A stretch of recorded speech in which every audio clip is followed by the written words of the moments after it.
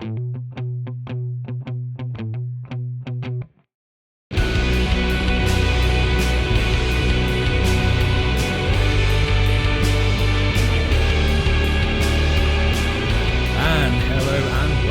to the Chattervox podcast with me, Callum. And me, James. And I did remember to look into the camera this time. Just about, I think. So give it a little wink. Oh, that was a terrible wink. That was it's kind of like a... I'm winking like a human. I'm winking now. I'm winking. How have you been, James? I've been good. So today we're going to try a little bit of a new format. We're going to potentially be looking at new players, bringing new players into the hobby. We're also going to be looking at what we've been up to. Yes. Also news, as we do in a little news section. What's new in Warhammer? And then we're also going to bring in questions from our Facebook group. Yeah, and we'll speak about that a little bit more later on. We've got this little Facebook group. It's been nice and active, hasn't it? It's been buzzing. It's been good, yeah. Really good. And then we've also got our games, any sort of game. So we're going to do like a bit of a summary of any sort of games we've played and go into a little bit more detail because that's some of the feedback we've received. Some people want a little bit more detail about games, don't they? So So to start off with then, what have we been up to? What have we been up to? What have we been up to? I have been up to. I have personally just finished the second Horus Heresy book. Yep.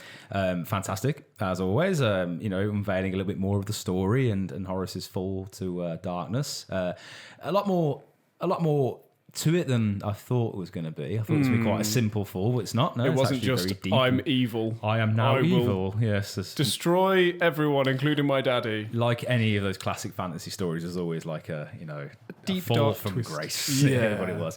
And just about to start the third book, which actually today I had bought for me by my wonderful partner for my birthday, which was very nice.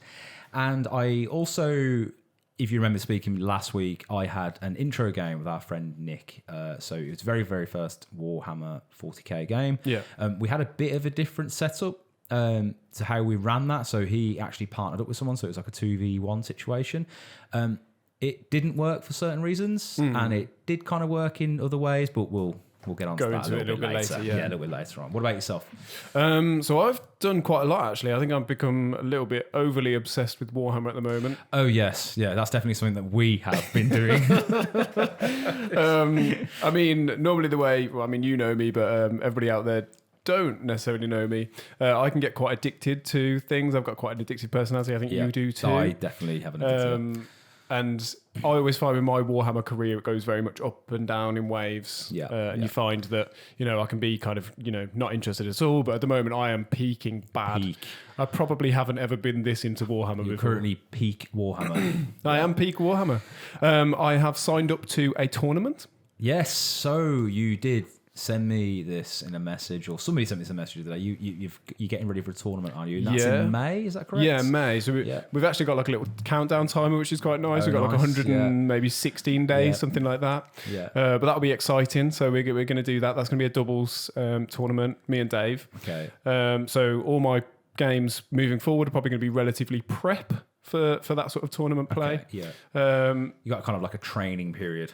Going up into May. So sort of tweaking those list learning our armies moving your casual gaming into more tournament competitive gaming, based, And if I've got this right as well, there's already a preset list, isn't there, of the missions and mission rules that are going to be for this particular tournament. Yeah. So I suppose that you can almost start where you can start playing those missions, can't you? And getting ready which is quite good, really, because you kind of know what you're going to walk into. And I think the difficulty, and we'll discuss this a little bit later, but you have rush ahead. Sorry about that. You have a very specific amount of time. I think roughly you're looking about 3 hours, ideally less, to have a Warhammer game, and it's like 2,000 points this specific tournament. But I think that's, for me personally, that's quite a short amount of time to play Warhammer. Yeah. So, knowing the missions in advance and what you're going to be doing, that's just taking all those aspects out and making it just a little bit quicker. Yeah. So it's good, really. That's it.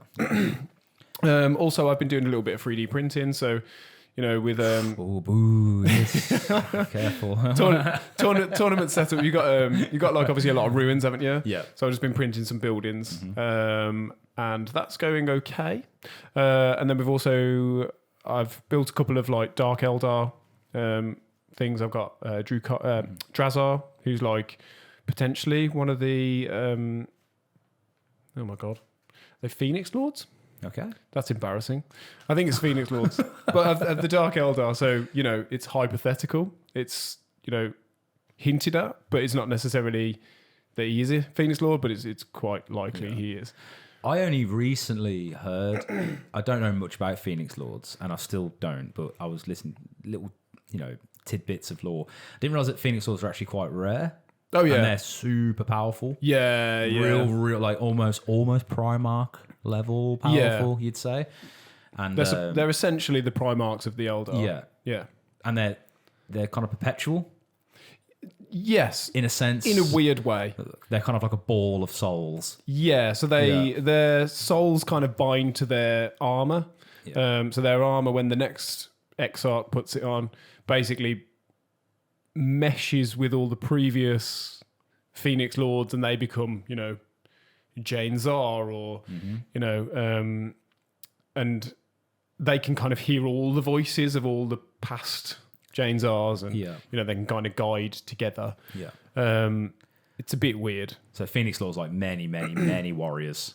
Essentially, kind of slowly, more of them are coming together, and mesh together. So they are kind of the same person, but also not. Like a warrior stew. Like a fine fillet of warrior exarchs. Fine brewed warrior stew. Baked for 20 minutes. Yes. In blood. Sorry, I'm distracting. So I've been put together Drazar. I've painted a couple of racks, and I literally have been quite sadly dusting my models off.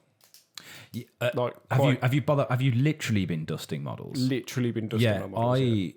Now, in fact, I'm gonna say this now. So obviously, I keep banging on about I'm painting more Terrion. I paint him, then I go back to him, then I paint him, go back to him. Then I moved on to another section, which is I've got as part of a sub-assembly. I think it was part of the wing or a bit of smoke. And I started painting, and I didn't dust it off. Yeah. And there was dust in the paint. Oh, now you've dusted it in permanently. Yeah.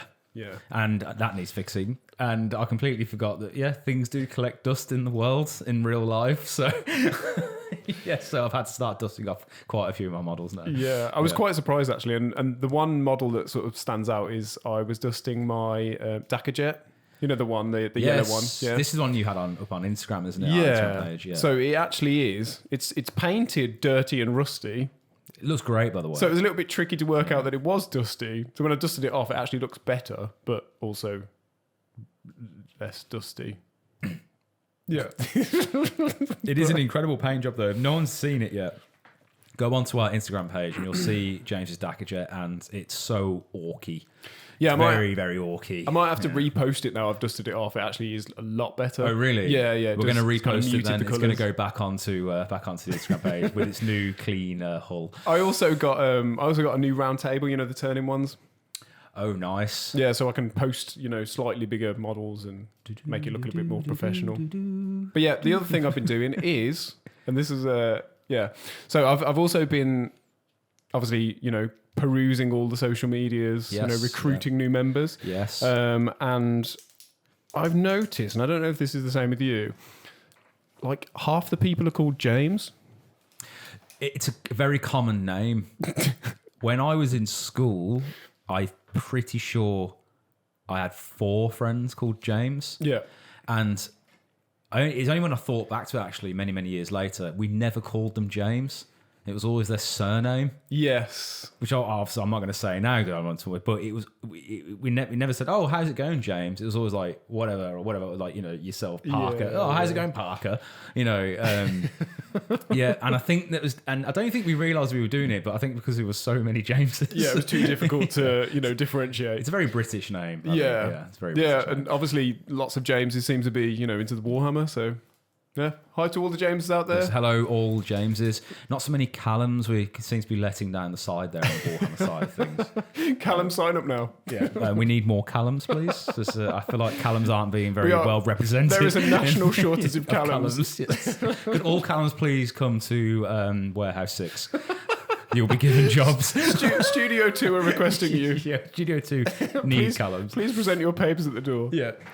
And you'll be a toilet. Right, so so let's move on to bringing new people into the hobby then. Okay, yeah. So we briefly discussed, our experience, my experience bringing you into the hobby. Yep. And how that felt for you. You did sire me into the hobby. It was quite a dark room, I remember at the time, and there was candles lit. And then I was like, oh, what's going on? And then you sank your teeth into my neck. And suddenly I just had this, just overwhelming urge to play with plastic models. But no, yes, I remember this, a couple of years ago now that you got me back into it. And we said that wasn't, the best experience for you. So you're talking from the sense of getting me into the hobby, I started collecting models, but then you were talking more about getting me into the game playing the actual game. Yeah, I wouldn't say, again, I know we spoke about this, but it wasn't the worst experience for me. It's just that it's quite harsh to begin with going in. If somebody is, not that you, I know what you were trying to do. Now.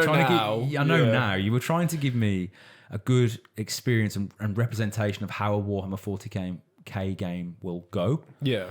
And unfortunately, that experience was me getting my ass kicked quite hard, which thankfully I'm the kind of person who I don't really give up very quickly. So I did keep coming back, but I can see how the Warhammer 40k game can be really off-putting for newer players because getting steamrolled real quickly. Very quick story, actually. A good friend of mine, he played about 10 years ago, probably longer than that, 15 years ago. He was quite young, and someone tried to introduce him into the game. Yeah. And they had two armies, and I think they gave him I don't know, it was like a Space Marine army, whatever. But the more important part is that the other player played as a Tau, and at the time, Tau were like meta, real powerful, long-range guns, whatever. And they taught my friend, here's how you set up, da-da-da-da. You set there, here's how I set up, da-da-da. Okay, I get first turn, boom. Shot him off half his army off the board. And then he went, okay, anyway, good game, shook his hand. And then my friend who did that now doesn't want to play 40k. Yeah. And I've tried to get him into the hobby, but he's like, no, I'm good. And I don't think it's solely because of that one experience, but it's something which definitely has affected his experience. Scarred it. Yeah. So talking about bringing new people into the hobby, I've obviously, brought a good friend of mine, Nick. I brought him into the hobby. He started collecting Chaos Space Marines. Yeah.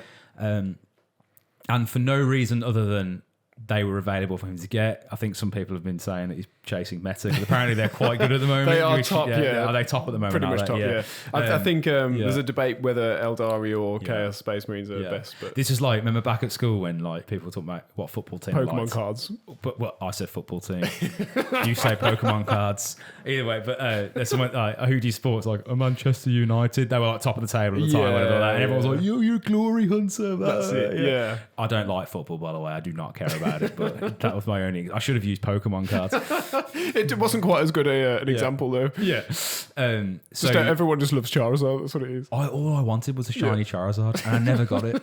And then, actually, we're going to... Come on, we're going on a tangent. Come with me. I actually looked into Pokemon cards. What, recently? Recently. Yeah. I didn't know that you can't get the original 150 anymore. Or 151. Well, are we talking about the battle ones or the original ones? That were just literally just a picture that said like Jigglypuff and stuff. Oh no, we're talking about like the trading card game. Yes. Yeah, which you could play the game with. Yeah. It turns out you can get them, but for like hundreds and hundreds of pounds. And I was like, oh, yeah, because I wanted a shiny Charizard just for like some memorabilia, but that's like have one. You have one. I have one. Do you know they're like worth a fair amount of money now? Not my one. My one. So if I wanted to sell it, you have to grade them. You have to get them sent off, get them graded, then get them like authenticated. And I've stored mine in kind of like a box, which is in the loft sort of thing. Oh, nice. Which is not, ideal. Covered in Warhammer dust. But anyway, that was a slight tangent. But yeah, real expensive. I was on a professional, outing quite recently, and we went out, and there was like a couple of stalls around. Okay. I was trying to be all professional, but there was like a Pokemon stall, and I kind of like wandered wandered over just to have, I got a little bit lost by the Pokemon stand and pretended like I wasn't looking, but I was. It's like, James, we have this very important meeting to do, and you're like, yeah, I'll be there. There's a Charizard! £50. But yeah, that was a slight tangent anyway about Pokemon cards. But the point is that you can't get the originals as quite as easily as you used to when we were kids. Yeah. What was it, like £5 for like a pack, and you'd got all I was sorts also of addicted to them, to be fair. Talking about addiction. I lost an entire stack when I was a kid, unfortunately, which probably had the same as your army as well. I lost my Space Marines, I lost my Pokemon, I lost my Pogs. I've seen a pattern here. Yeah, I lost my Pogs. Marbles, lost all my marbles. I had a yo-yo once. Anyway. The point I was trying to make is that, so a friend of mine, Nick, is collecting Chaos Space Marines, not because he's glory hunting, because of what's available. Also, I'd definitely say he leans towards chaos. He's quite a chaotic fella. Yeah. Our Nick, isn't he? Yeah. You know him better than me. He's chaotic. An agent of chaos, if you will. So we had an introductory game with him last week at Boards and Swords Hobby in Derby. And we, as I said, at the start of the episode, we had a bit of a different way of doing this. So we decided to do a 2v1 scenario, 1,000 points each, but I was the one, and I was playing Space Marines, and they were the two. So it would have been Nick and Aaron, who obviously we spoke about on the episodes before, and they conjoined their two 500-point forces together to face me. The reason we did this is because the three of us were available on that day, and we didn't want anyone to miss out on the game, so we decided to do it that way. And I also thought it'd probably be really good to have someone with him to help coach. Help coach him through, as well as me helping him coach. And the idea of the game was literally just to play. It was just to play without any sort of trying to win. I mean, still playing the game as you would, but it wasn't going to be like, super competitive or serious. It was, and if Nick was, moving out of position or I wanted to demonstrate a certain thing that, would help kind of facilitate that to happen. Unfortunately, it's a dice game. And as all dice games go, they can go either which way. And for the first time in my life, I actually started rolling hot. It's when you don't want it, isn't it? I didn't want it. So I was like, nothing but sixes. Yeah. I'm going to shoot my eradicators. Oh, damn. Oh, no, I've rolled like 6 sixes. Yeah. It's okay. It's going to wound on this. Oh, God, I've got all the wounds off as well. My word. So the game was a little bit, it went very well for me. Only in the sense of, obviously, I was playing a newer player and, Aaron only had a 500-point force. However, he did learn a lot from that. And I know Nick had a really good time playing. That's good. I didn't shoot him off the board, or at least if that did happen, I like to think I've explained why it happened and talking about it again. We spoke about positioning being really important in a game of Warhammer. He left in a very positive way. Yeah, he left enjoying the game. It did end in round 3 because all the models got taken off the board. Yeah, and then we spoke afterwards about the format as well. I don't feel like the 2v1 was very good for a newer player. No, I'd probably struggle with that. Yeah, it wasn't. And again, the only reason we did it was because it was just the availability we had at the time. But it wasn't good, in a sense of you've got to kind of manage somebody else as well with you, which can probably be a bit of a mind bend. I had 1,000 points of an army which works together. Yeah. Aaron played Necrons. Nick played obviously CSM. They don't synergize together, so they were kind of like two separate 500-point forces. Yeah, with limitations. With limitations, and stratagems. Yeah. Also, I noticed as well, like they had to discuss what they were about to do. Yeah. So I was stood there. That could have been quite good from a learning perspective, potentially. Which is why I didn't want to get too hung up on it because like it was all about learning. But then I was like, oh well, you have to discuss where they're going to go. Yeah. And you can try and be as fair as you want, but ultimately you now have that information. So, I see what you mean. You know what I mean? Like, so you're saying, by the way, next turn I'm going to try and go for that objective. Yes. I can't forget that. Yeah. I can't go, oh, are you? Well, I'm going to go over here. Oh, no, you're over there. It's because I didn't want to have a game where like I was just purposely fumbling all the time, just because it doesn't give a really. And again, so this is where I think I've started to, understand why our games at first were like that, because we said afterwards as well to each other, like, you can't miss shooting. Yeah. You can't exactly say like, well, I'm not going to bother shooting with that unit, because that's just not realistic. I mean, there's lots of different things you can do. Yeah. Loads of different things you can do, but it's very tricky because you don't want to make it, overly simplistic. Yeah. So it's, too easy. You want to kind of fuel that, I feel like I've actually earned this win. But then you also don't want to like crush them by, just knowing more and being better, because they don't know anything, and your role is to guide them. Yeah. It's just it's a really complicated It's really setup. difficult to balance that, and I think it is. I think the entry to learning a Warhammer 40k game, it is hard. I think 10th edition's trying to make it easier. I'm going to rephrase that.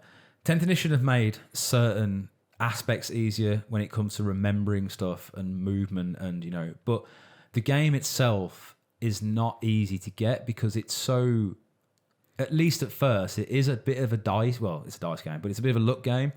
And yeah, especially when you don't know what anything does exactly, or what you're supposed to be doing. You've got so much to learn. You got to know what you got to learn what each model does. You got to know what each unit does. He had dark packs, so CSM have dark packs, which I'm sure you'll be researching soon as well. Yeah, no, I know about them. Yeah, he's knowing about dark packs. Yeah, so he had to remember like, okay, what do dark packs do, and then he had to remember to activate dark packs. Yeah. Then he had stratagem. Oh, he looked at his stratagems, was like, whoa. Yeah, well, this is also another what's all- decision. Do you have stratagems? Do you not have stratagems? Do you take detachment abilities? He got to the table side. We're literally setting up for the game, and he went, "Oh, what's this?" I said, "That's your stratagems." And he went, "Oh, yeah. I'll forget that." So it's hard. It's very, very hard. And I actually asked the question on Reddit. I think it was either before the game or no, I think it was after the game. I said, how do you guys introduce new players? And some people said exactly what you said. Some people said. Shorter rounds, so not 5 rounds, 3 rounds. Yeah. Don't play secondaries. Don't play missions. Just don't play stratagems. Eternal war, is it? Just fight each other. Yeah, just fight. Yeah. Don't play stratagems, or have like 2 stratagems. Yeah, 2 core stratagems, re-rolls, and one of your insane bravery own or something. stratagems or something. Yeah. Yeah. There are things that I think you can, to make it easier, but. In saying that, the point I was going to say is that to learn the game of 40k, you've got to just play. Yeah, definitely get games of reps 40K. in. Yeah, you got to get. But reps in. I think introducing things slow. Personally, my approach would be introduce things slowly, very slowly, and try and introduce and drip feed information. So the first game probably was a bit big. Would you agree? 1,000 points is too much. Yeah, me and you did a 500-point game when we first started. I think we did 300. Possibly, I know it was in the hundreds, and that was much more simple to handle. Because you've got like 2 squads, 3 squads, something like that. I think I had 2 squads, a vehicle, and a leader. Yeah. Yeah. So you just move in a squad. Yeah. You've got like 3 things to be thinking about. Yeah. This guy shoots this gun, that one shoots that Yeah. gun, and it's just about each phase, learning each phase. So your movement phase, your shooting phase, your fight phase. I think that's what they're trying to do with Combat Patrol as well. They're much smaller games. They've already been preset for you. Less to think about. Much less to think about. Maybe less complexity within, army composition and stuff. So we are actually going to play another 1,000-point game. It's just going to be me and Nick this time. Without, a third person in there to muddy the water a little bit. And my intention for this is literally just going to be teaching. I haven't actually thought yet what I'm going to be omitting, but I might admit certain stratagems.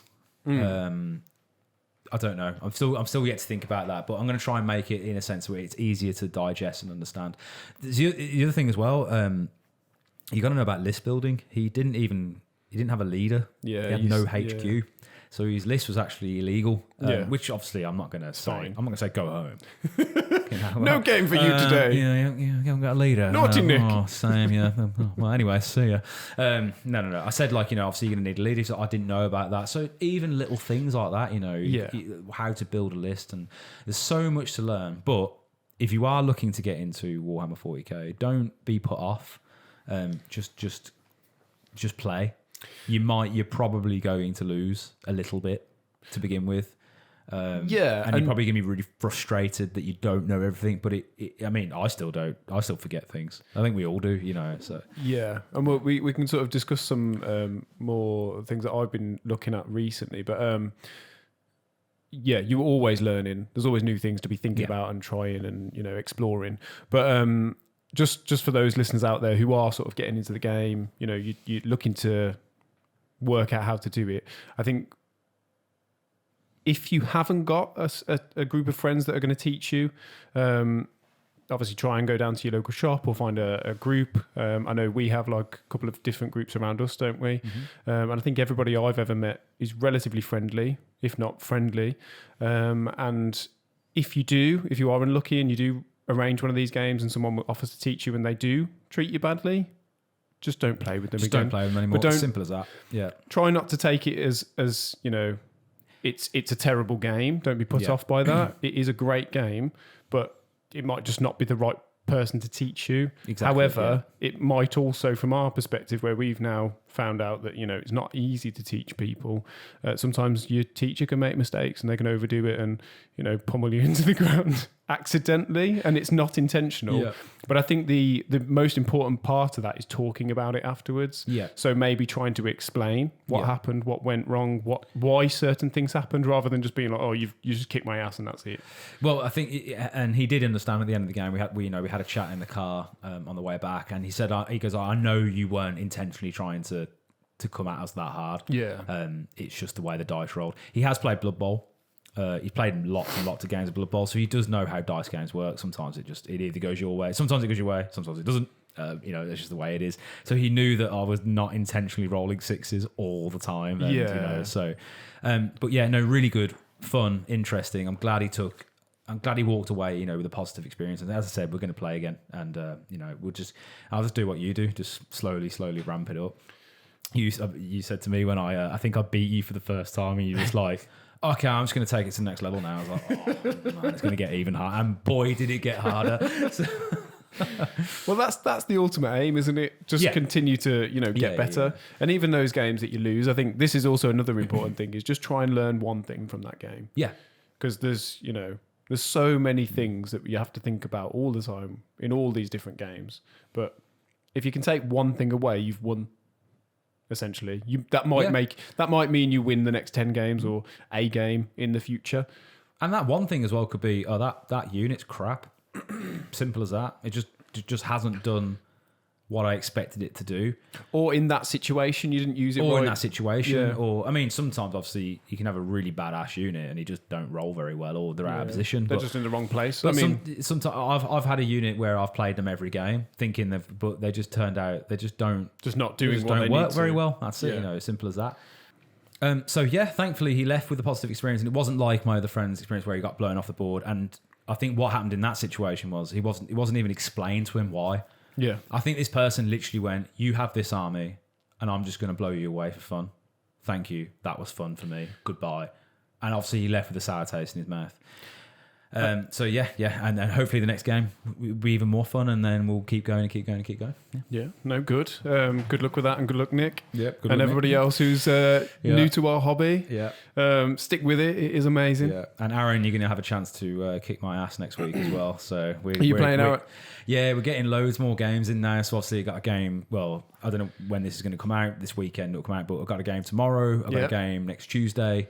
And hopefully I'm going to get to play you again soon as well. I've got, I want to get back on the table with yourself. Well, so. I've been potentially, I might be able to play a few more games soon. Oh, good. Which would be good, yeah. Okay, that's good. Not necessarily, every day, but more often than I currently am. So I'm pretty excited about that. Good, yeah. So yeah, is there anything else you want to tell people about new games? What, introducing new players? Yeah, new players. I think that's okay. I think that's all for me at the moment, because that's my recent experience of bringing new players into the game. Yeah. I think that's probably about it, isn't it? Yeah, I think there's not much. It's just a case of trying to, not be too disgruntled when you lose, because you probably will lose, not intentionally, but you. And even if you win, try and just notice how the game's working. And I think managing your Expectations, and not being like, how can I say this? Like, don't be a salty loser. I think is what I'm trying to say. Like, because I've done that as well when I first started. You lose, and it does feel quite painful. Oh, well, it still does for me. Yeah, it does for me. Yeah, it really does. And in fact, I actually answered a question on Reddit last week about this. Somebody said, "How do you stop feeling so bad after losing a game?" Yeah, and I said, "You just have to change what your goal of that game is. You will get to a point of the game where you think, I've lost, but you can't just throw the towel in and be like, because this is what I did. Oh, forget it. I don't even want to be here anymore. Yeah. Instead, just change the goal." So Nick said a really good thing, actually. He was, I can't remember what unit I had now, but they were causing a lot of problems. I think it was my Inceptors, so they dropped in. No, it was my veterans, what they called Stern Guard veterans. Yeah. They were causing all sorts of problems at the start of the game. They were really near an objective. I was just rolling well with them. They've got lethal hits and devastating wounds, so it's causing all sorts of problems. And Nick could see that it wasn't going very well for him, so he just went, well, my goal is just to kill that squad.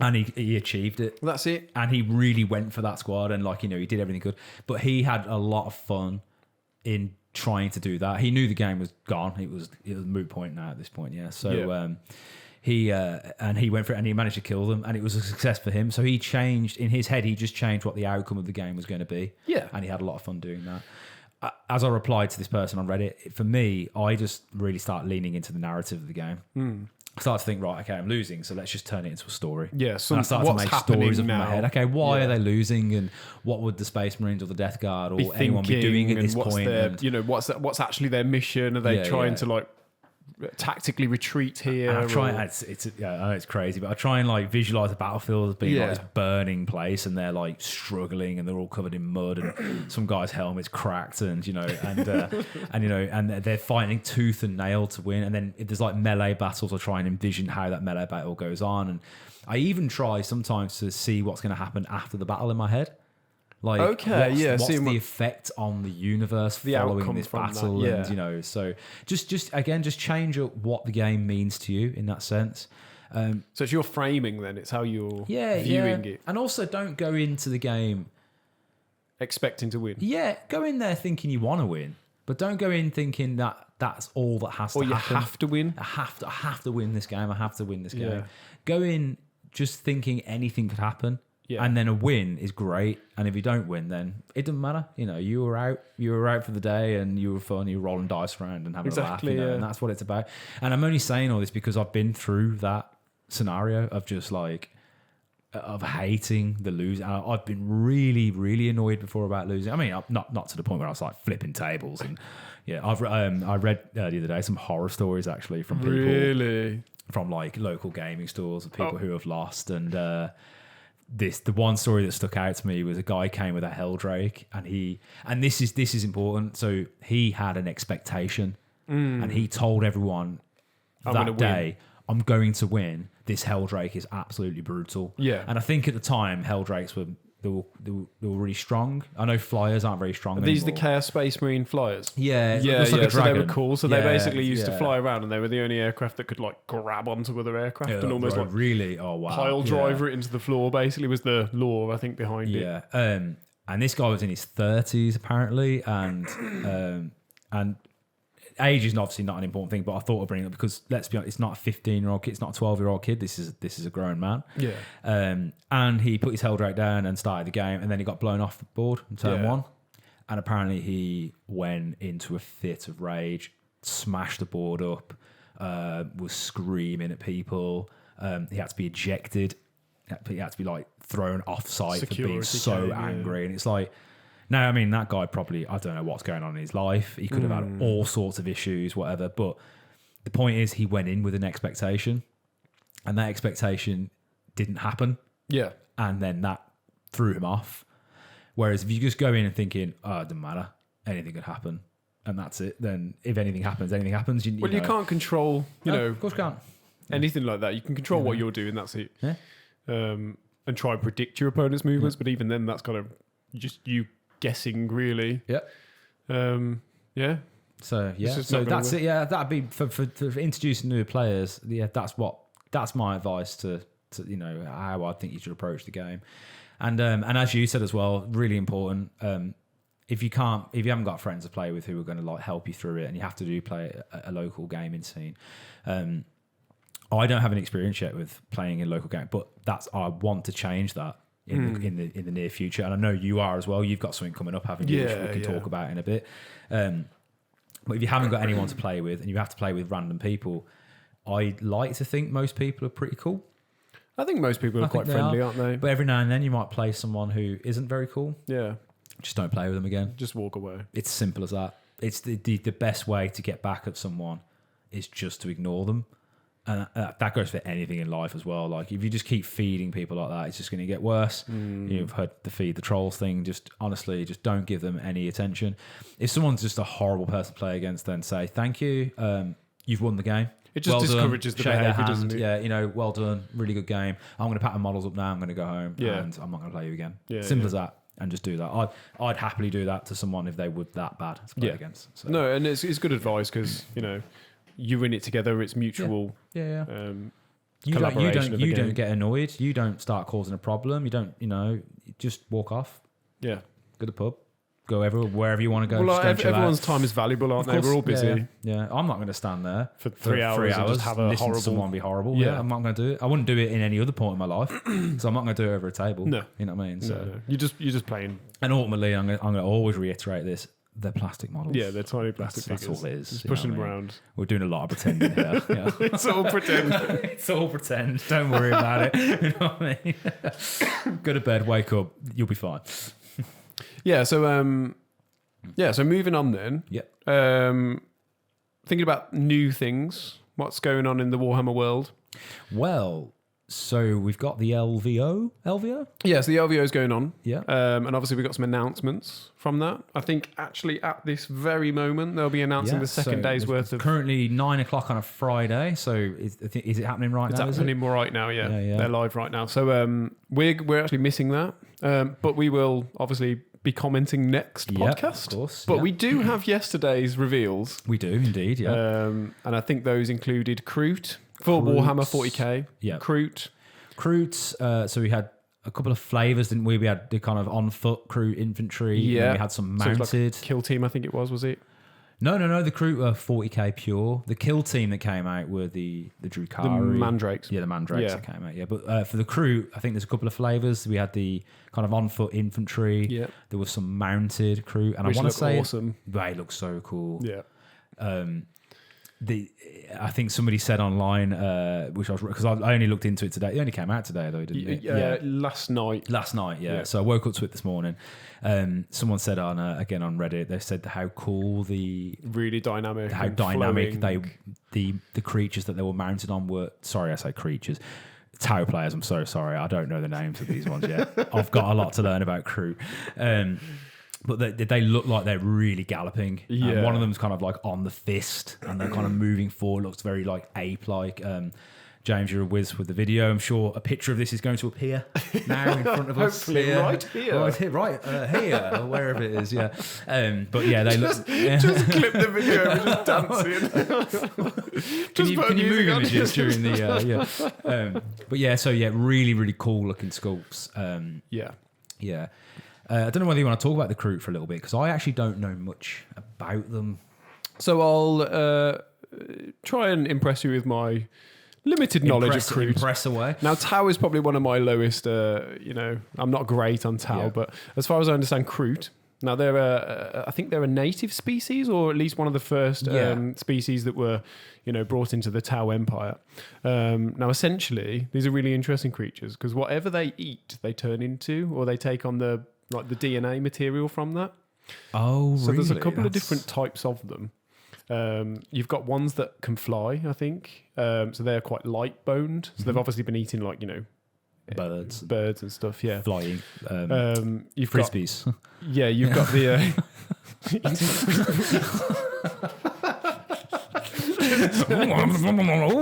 I'm very light, flat, and circular now. Can someone just throw me, please? Yeah, please launch me over there.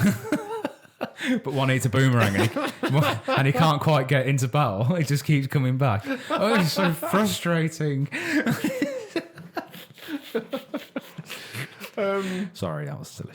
Yeah, so we got so you got the avian type Kroot. You've got like your more generic types. They're like your meat and potatoes. The ones with guns that you've seen on the thingy, yeah. And then you've got the big bulky ones, which are like the ones that they ride. I think they've generally eaten a bit too many things. Nice. A lot of protein powder. And I think they can't go back. I think there's a point in time in terms of like, the evolution process for Kroot.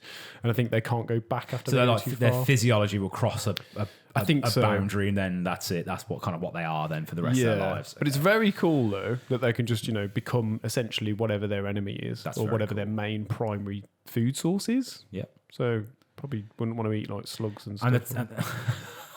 Like a legless Kroot.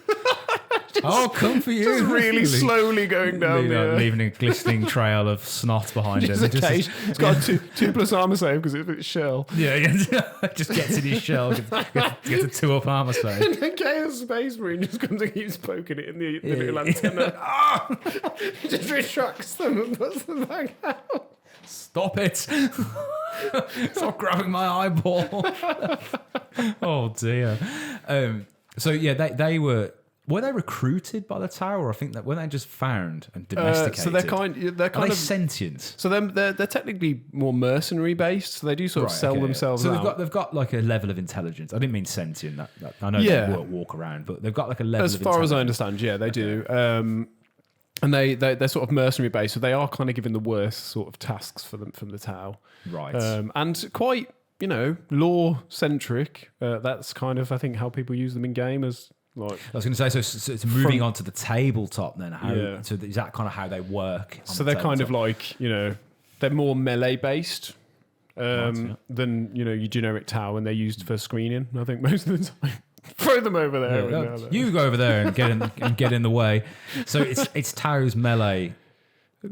Sort of, yeah. So I can add them to my London GT. Just take Kroot. Yeah. It's an exciting moment for Callum. Here's my finally my all melee Tau army, which is going to confuse everybody. The panpipe of the 40k world. just need a frisbee and a snail Kroot now to be released. Come on, LVO tonight. Oh, actually, all jokes aside, so apparently that was only a small selection of Kroot, wasn't it? So actually, I think we're going to see more. Oh, yeah, so that would make sense. Yeah, based on what the law was, you should see different types. Yeah. The other thing was the Mandrakes. So the Mandrakes again. So exciting for Dark Eldar. We have. I don't know if you know this, but us Dark Eldar players are being sort of most of our range at the moment doesn't seem to be in stock at all, and I think that's potentially because of they're bringing new stuff out. Like refresh going on. They've just taken like a quarter of our army, and it's the best stuff, like Mandrakes. Which codexes are coming out? Codexes or codices? Well, it's none of mine. No, it's none of mine either. None of mine. Death Guard's not even on the map. But I'm pretty sure Tau's coming out soon. Yeah, Tau's coming out. This is obviously and no Drukhari though at the moment. Okay. No. So we got the Mandrakes part of it, and they're actually part of the Kill Team box. Yeah. So personally, I have a little bit of an issue with this because I think it's GW's way to. I suppose it's a starter deck, but at the same time, it's also, forcing people who want, say, the Mandrakes to buy a starter deck unless they want to wait a little bit longer, and then it might come out on its own. It probably will come out on its own, but they seem to do this a lot. I think they did, I think when the Demon Prince was released relatively recently, you could only get it in that, a box of, I think with AOS stuff. And then you've had something recently with the Space Marines, is it the Devastators? Desolation Marines and the Brutalis Dreadnought was part of the Leviathan. The Strike Force Augustus, which was the final box released at the end of 9th edition. Yeah. I think that's how it worked. Then Leviathan came out, and then that was the only place you could get the Terminators and the Infernus Marines. I think that's been... Yeah, I think you can get them separately now. You can now. But the Desolation Marines they were a particularly sore spot for a lot of people because They were the best. They were like really strong, and they were in a lot of people's armies. However, you couldn't get them unless you got the Strikeforce Gases box, which was not available. Yeah. So certain people who were like obviously meta chasers had like 15 Desolation Marines. Everyone else couldn't get any at all. Yeah. I don't know how the Brutalis Dreadnought was actually. I think it was okay to begin with, but you couldn't get that either. You know, but I think that's changed now. And this I think is it's not a great place to be. It doesn't feel good as a customer.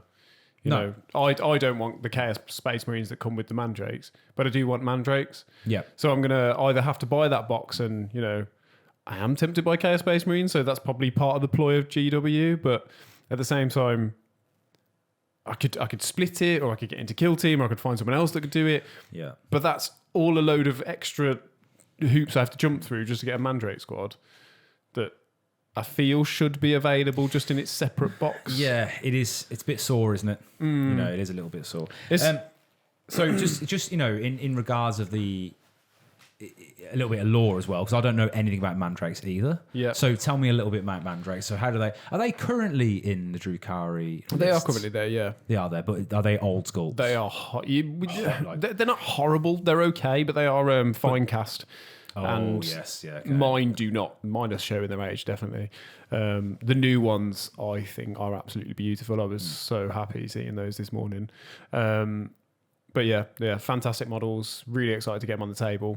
A bit of lore about them. As far as I understand Mandrakes, they live in the sort of lower echelons of the dark cities, which is kind of like, imagine like big spires. Yep. It's kind of like hive cities, but like the bottom. Yeah. So this is the Drukhari homeworlds where... Commorragh, yeah. Is it Commorragh or Commorragh? Commorragh. Yeah, Commorragh. So you imagine, very, very large swaths of cities, very dark and... Yeah, just massive spires that go into the sky, like spikes. And then sort of the lower you get, the worse it kind of gets. I mean, Dark Eldar Society is not a nice place anyway. Even the tip of the toppest spire would be horrible. It's all horrible. The tip of the toppiest spire. But so essentially... You go into the lower echelons and you've got like the Mandrake King, and you've got like all these sort of shadowy people, and they very much are shadow. They can essentially merge into any shadow. They almost become one with the shadow. It's not like they're hiding in it. They pretty much become the shadow, as far as I understand it. Okay. So essentially they can kind of, you know, go into a shadow and like reappear behind you and just cut your throat. Oh wow. Okay. Yeah, they're quite scary. And you see them in a couple of books, and we'll potentially talk these later. But really interesting. Tend to be kind of down low, and not very many people enter their kingdom because it's kind of a death sentence for anyone that does. Oh wow! I do. It is definitely Commorragh is definitely something I want to learn a little bit more about lore-wise, which I do want to kind of go into in the future. Yeah. The idea of a dark city is incredible. However, from what I've read so far, is a lot of fan stuff has been made up about it, because I don't think GW want to push the envelope too much with how dark it gets, because ultimately, they've got to keep it relatively PC. It's not really a family game, but we're not talking young kids, but we're talking teenagers, and I suppose GW don't really want to talk about some of the stuff that probably goes on. I mean, they certainly allude to it. They try and mention it in ways that isn't so horrific, graphic, and so it's a bit difficult actually to find out exactly what happens. This sounds like I've got some sort of sick fan. Like I really need to know what goes on in Commorragh. I've got to know. I need tell me a little bit what's going on down there. But it just I think it's like anything with humans wanting to know stuff. It's dark, it's mysterious. I want to peek behind the curtain and see what's going on, but it's quite difficult. So I think though it's possibly a clever move, a smarter move, not describing it in detail, because our own minds are probably worse than whatever anybody else could tell us. That's very true. Yeah, and I think that's pretty much suggested in the way that they torture people. So they will find the most horrible ways to torture you, and do that, and they'll psychologically mess around with you, be like, oh yeah, you're free, you're now a king, and then like treat you like a king for a day, and then like strip it all away, or make it go horribly wrong in a way that feels like it was you that made your downfall, and then they'll drug you up and like make you relive that forever, or There was you watched Game of Thrones. Yes. When he was torturing Theon Greyjoy. Oh, what's his name? Oh God, what was his name now? Oh, you're talking about. He became oh God, it's I know who you mean. I brought a point up and I can't even back up what I'm about to The say. Flayer one. What's his name? Yes, yeah. Oh God, his name's going out of my head. But we definitely know who he is. we know who he is. We'll We'll get back to the dog huntery guy. it. Will be here on the screen. What, just flounder around for 5 minutes whilst we show you a He picture? called him Reek. He called Theon Greyjoy Reek yeah. in the end, yeah. But he did a few things in that where he was like, okay, you can go. Or I think Yes. there was one scene. I don't know how dirty we're going to get with this, but there was one scene where basically he was getting some lady loving, and then then all that stuff happened. Yeah, never. You could never do it again. Yeah, I assume that things like that happen in Commorragh. Yeah. Oh, the front door's open. But worse, Go ahead. because Yeah. you don't even know. I think they try and manipulate your mind to a point of you don't even know what's real and what's not. Yeah. Because they'll drug you, and then they'll Yes. Yeah. cure you, and then they'll cut stuff off, and then they'll Yeah. sew new bits on, and absolutely everything that they can do to make your life a living hell. Then they'll give you to a pain engine. Well, they'll just do it. Yeah, do it forever. But Dark Eldar laws are awesome. It's just really It's interesting. definitely something I want to look into more. Yeah. But so back to the reveals, and the Mandrakes, they look incredible. Really, really cool. Really, really cool looking sculpts. Yeah, I'm very as excited for them. Now, I know there are other models, I think, that have been released, but we are very illiterate with AOS. I don't know anything Presently. about AOS at the moment. I think I will. I think I'm looking into Yeah. it, but at the moment we suck with AOS. Yeah. We'll get back to you on AOS. There are more models. I actually have AOS models, Yeah, but I got them from a discount store and I got it real cheap. It was like a starter box, which should have been, I think it should have been like 40, 50 quid. Yeah. I got it for like £15. I was like, oh, I'll have that. And I don't know what to do with it. It's got a rule book and everything, but I just don't know what to do with it at the moment. But Which is the thing. It means that we can explore that at a later date. Yeah. And if people want to see that, then let us know, and we'll maybe we'll do a bit more research on it. maybe we can just do a really mini little game and have a little battle report about AOS. Yeah, You know how that goes, yeah, you know and what I learn mean? ourselves. Yeah, teach ourselves. it. Teach ourselves, yeah. So another thing that I found out the other day was that GW are potentially going to be opening a new factory. Yeah, so I found out about this 52 minutes ago when you told me. This is quite exciting, actually. It is. What do you think it means? Well, obviously we all know the great joys of going to your local games workshop and always getting the models that you want. Which of course is a complete lie because /S for sarcasm. No one ever gets what they want. I'm forever waiting for things to come back in. So hopefully this means better stock everywhere. More stock. The only downside is I think it's going to take about 3 years to be built and Nice. put into place and be functional. Could be on 11th edition then. It They will could have went bankrupt by then. We don't know. So, this whole thing could be bunk. But I mean, on a positive note, hopefully Yeah. more models, more availability, because they have got an issue, and they keep, they've just, and we'll move on to this in a minute, but they've just obviously released the Old World, which is another system. Yeah. So they've now got, so many different models that they're producing. They're probably bigger than they've ever been before. Yeah.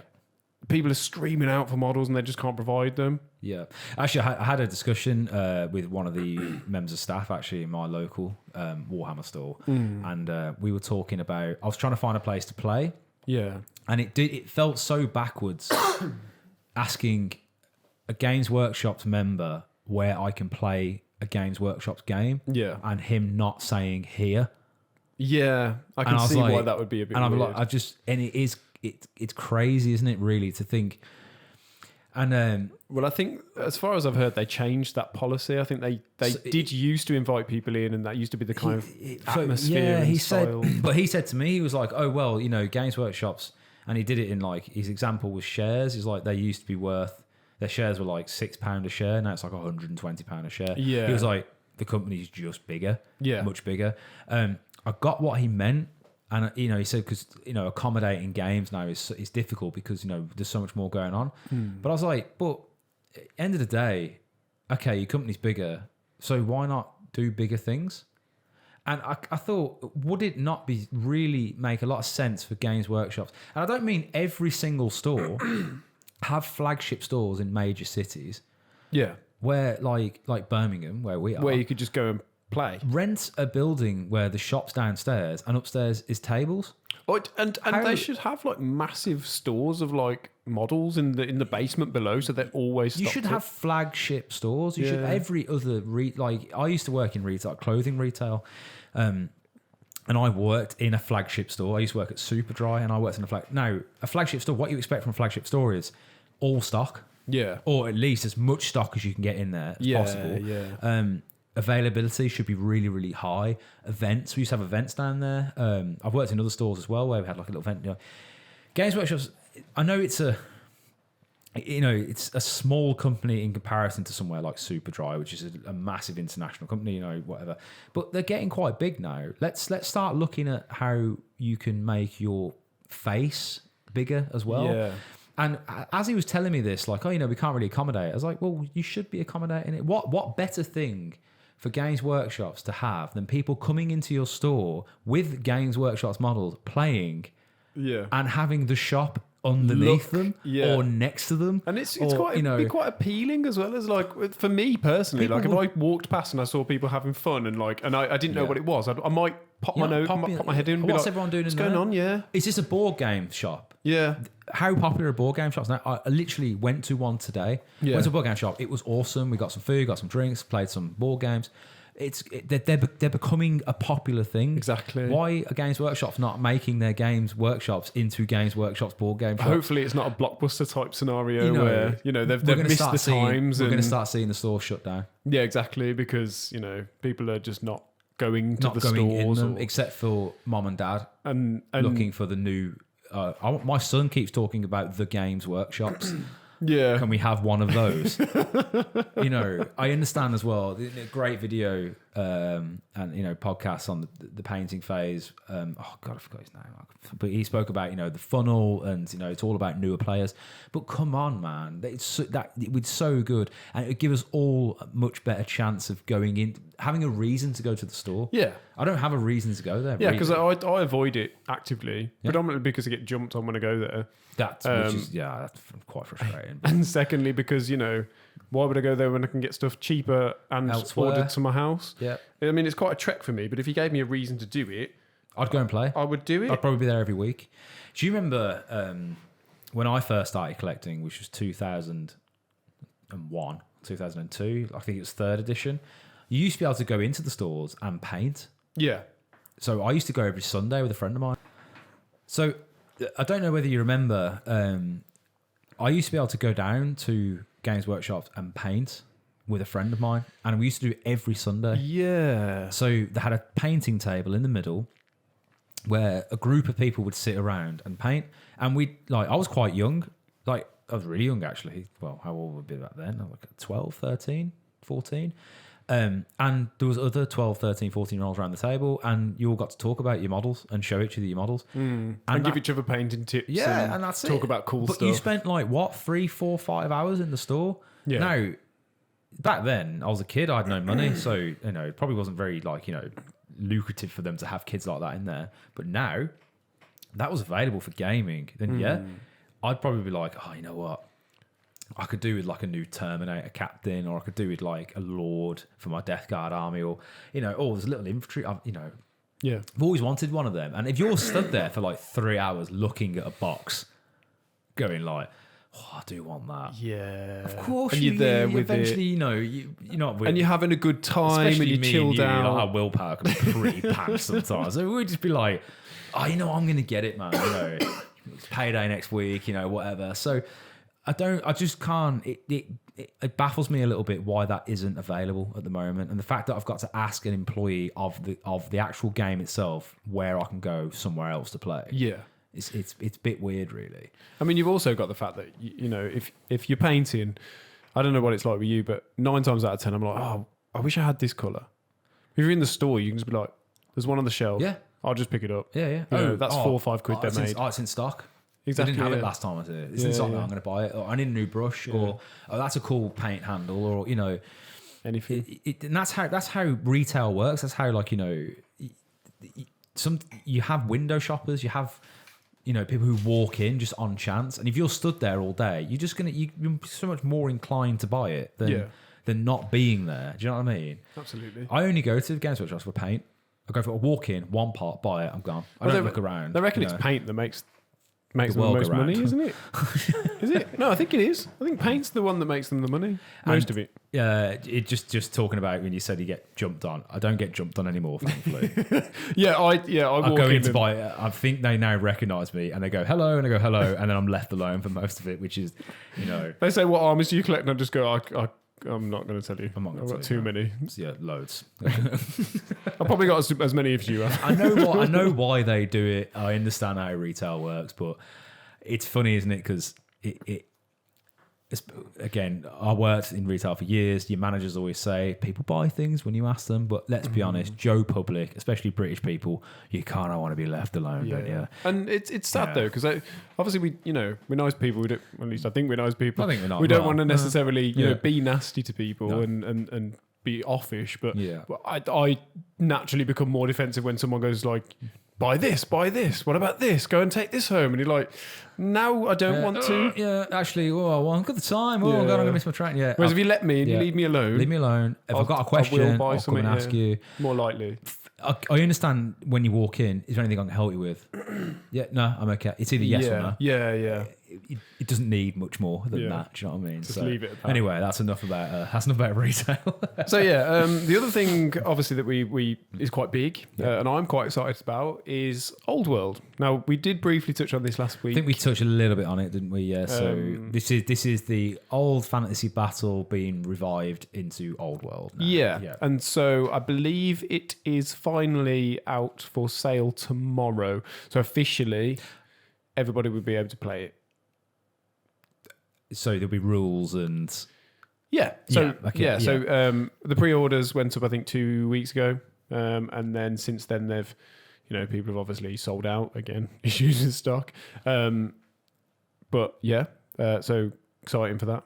yeah, that's it. Because I know you've got some potential models for me to buy off you, haven't you? So, Yeah, I've got some high elves. Yeah, some high elves, yeah. I've also found out that there were unsupported factions and supported factions, which I'm a little bit salty about, a little bit sour. So unsupported factions, but I'm guessing this is the new old world. Yeah.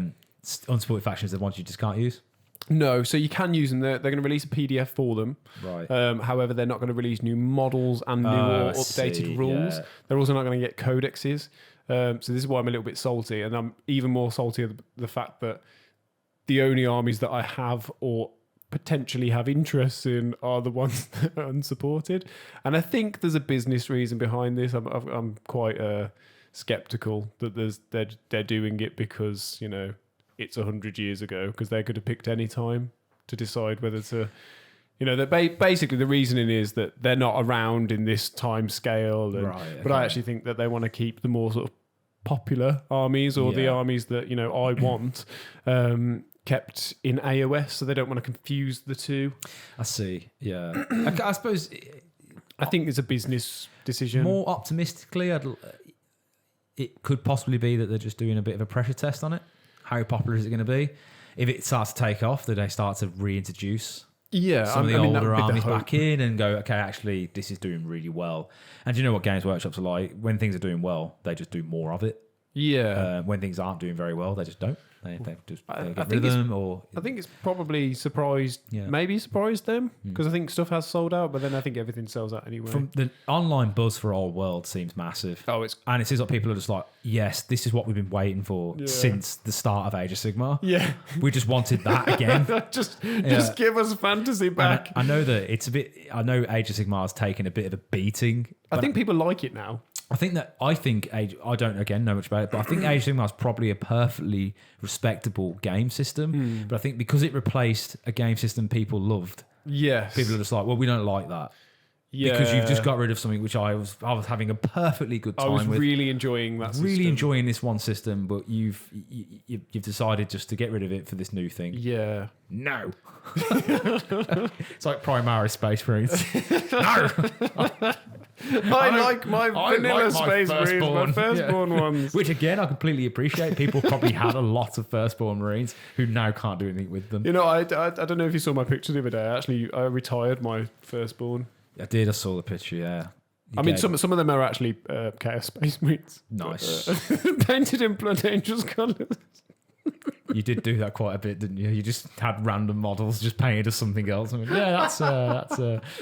But yeah, they had a proper burial, didn't they? Officially retired them, and put them in a tomb, basically. I don't put them away too much though, because we're going to see Warhammer 40,000 Old World. Yeah. Warhammer 38,000. and when I buy the dual kill team box for Mandrakes and Chaos Space Marines, I'll probably just paint them a different colour anyway. There you go. Start a new army. You're going to paint the Chaos Space Marines as Mandrakes or as Mandrakes as Chaos Space Marines? I'm sure you can get away with either, right? It's all exciting. Anything else that I have not touched on? No, I think that's all the new stuff, isn't it, at the moment? I mean, there's probably loads more, but it's all coming in still, isn't it? Main headline stuff. Yeah, main headline stuff. Again, like I said, the LVO is happening probably exactly right now. So yeah, we'll probably start seeing a few more things coming out, which is really exciting. Yeah. So we can talk about them next episode. And obviously everything else that's going on with... Also, if people don't know, which I think most people should know, but as the codices are coming out, they've promised new models for every faction's codex when it comes out. So we should be seeing as this year particularly, as most of the codices are going to come out, we're going to start seeing a lot more new models, which I think is really exciting. So yeah, it'd be nice. I know some armies are desperate for new models. Very, very, very desperate. I mean, I think, what is it now? Is it Fire Dragons for Eldar? They're really old now. I know Eldar have a really old... I know some of the Phoenix Lords are awful. The Asuraman, Asiaman, and they're just really... They look dated. They look proper dated. I personally think Space Marines need more love. We're just not getting anything.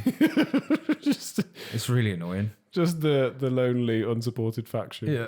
That honestly always left on the shelf. I know. It's just, I don't, like those Space Marine players. Just I don't know how they keep playing. To be honest. Yeah. Where's my Dreadnought Lieutenant?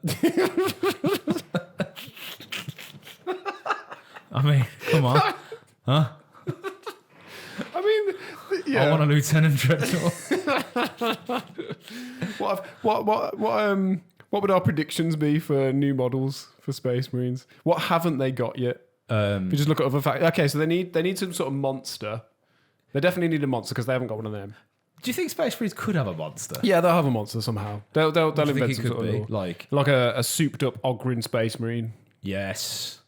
Yeah. Or like a Space Marine who decided to do steroids as well. And he got like over beefed. A custodian Space Marine. Yeah. Or you could have what else do they? So they don't have Tau level guns. They'll probably find an STL. STL. Not an STI. STI Marines. You'd have to go to Commorragh for that. And they're not going to go there. Well, they have been there. They have been there. So Vect... we're going back to Commorragh. We're going back to Commorragh. Yeah. So Vect is essentially like the Emperor, but cooler. Who's Vect? So what faction's Vect? Asdrubal Vect. He's a Dark Eldar. So he's like the Dark Eldar. So he's the absolute Don. And obviously you can imagine that all Drukhari are essentially quite backstabbing people. Yeah. Now Vect... That guy's got to be nervous, right? Like any sort of good tyrant, just when things are getting like, a little bit scary for him, causes things to happen. So I think he like set off like a teleport homing beacon or something and basically allowed like a massive... I think it was an ultramarine like incursion into Commorragh. So they just fucking massive ship just comes in, fucking floods them with like Space Marines. And they're like, And I think at this time, as far as I understand it, loads of like notorious like Archons and people who didn't particularly like Vect happened to die during that assault. Oh, okay. Yeah, so... worked in his favour a little bit. Yeah. So while Vect was in his room polishing his sword, he accidentally knocked the homing beacon on, which is That's nice. it, yeah, that's definitely how it happened. So yeah, Space Marine monster, that would be quite cool. Monster. That'd be really, really cool. Tower weapons. with tower weapons. Yeah. Yeah. Yeah. No. Just that they also need tower weapons. I mean, they don't have a tower level artillery. No, of course. Oh yeah, of course, yeah. Tower weapons. What else? Maybe some sort of demon. Some sort of space marine. I don't know. They'd be a bit against that, wouldn't they? No, you could add a lieutenant that's been to a demon world and space marine demon lieutenant, dragged one back. Yeah. I mean, I think we need endless possibilities. Loads more stuff, man. Absolutely loads more stuff. Yeah. really left behind faction there. I am interested though to see what Death Guard get. Yeah. And speaking of codices, someone will correct me about this, by the way. Codices. There's like a redacted one, isn't there? Or yeah. Oh yes. I think it's Emperor's Children. You think it's Emperor's Children? Yeah, I just can't. It just makes sense, doesn't it? That Chaos have got obviously Black Legion, which is your kind of your vanilla boys, and Death Guard, which is your Nurgle guys. You've got World Eaters, which is your Khorne guys, and then you've got the Thousand Sons of Tzeentch. Slaanesh doesn't have an army yet, although Fulgrim is a thing. Emperor's Children are very much the Slaaneshi. They've been left out for a long time. Yeah. We don't have Emperor's Children as a standalone codex yet, and I think it's something that's going to be coming. Yeah, there's also a not very well known alien race out there called the Crave. Crave, like the cereal, like Craven.